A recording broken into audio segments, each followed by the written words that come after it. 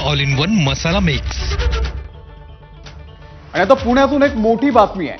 कल्याणी नगर अपघात प्रकरणामध्ये अल्पवयीन आरोपीच्या आईला क्राईम ब्रांचनं अटक केलेली आहे। शिवानी अग्रवालला पुणे क्राईम ब्रांचनं बेड्या ठोकलेल्या आहेत। मुलाच्या रक्ताचे नमुने नष्ट करण्यात विशाल अग्रवालची मदत केल्याचा शिवानीवरती आरोप आहे। अपघात प्रकरणामध्ये ही आता 6वी अटक आहे। अल्पवयीन आरोपी बालसुधारगृहामध्ये आहे।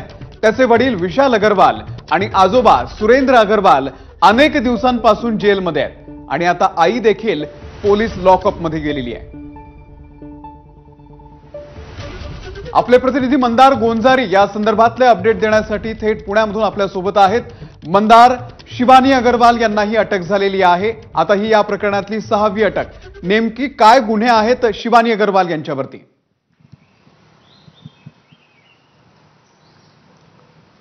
शिवानी अग्रवाल यांनी त्यांचा अल्पवयीन मुलगा दारू पिलेला आहे हे लपवण्यासाठी भूमिका निभावली किंवा ससून रुग्णालयातील 2 डॉक्टरांना हाताशी धरून पुरावे नष्ट करण्याचा प्रयत्न केला असा आरोप त्यांच्यावरती आहे। सगळ्यांना ठाऊक आहे की या अल्पवयीन मुलांनी अपघात करून दोघांचा जीव घेतला आणि त्यानंतर वैद्यकीय तपासणीसाठी त्याला पुण्यातील ससून रुग्णालयामध्ये आणण्यात आलं।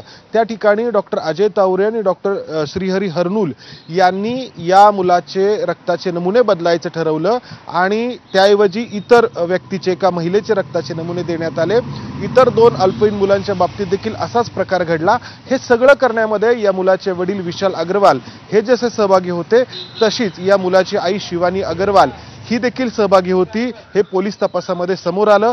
त्याचबरोबर या सगळ्या कृत्यासाठी ससून रुग्णालयातील या 2 डॉक्टरांना पैसे देण्यासाठी जी काही भूमिका पार पाडायची होती, पैसे द्यायचे होते, त्यामध्ये देखील या आईचा सहभाग आढळला आणि त्यानंतर पोलिसांनी या शिवानी अग्रवालला अटक करायचं ठरवलं। मात्र गेल्या काही दिवसांपासून शिवानी अग्रवाल ही गायब झाली होती, तिच्या घरी ती नव्हती।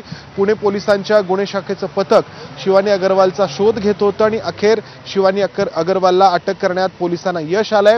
आज शिवानी अग्रवालला न्यायालयामध्ये हजर करण्यात येईल। याआधीच या अल्पवयीन मुलाचे वडील आणि आजोबा अटकेमध्ये आहेत। दुसरीकडे या अल्पवयीन मुलाची देखील आज पुणे पोलीस बाल निरीक्षण गृहामध्ये जाऊन चौकशी करणार आहेत। अमोल, निश्चित या संदर्भातले अपडेट मंदार तुमच्याकडून घेत राहू।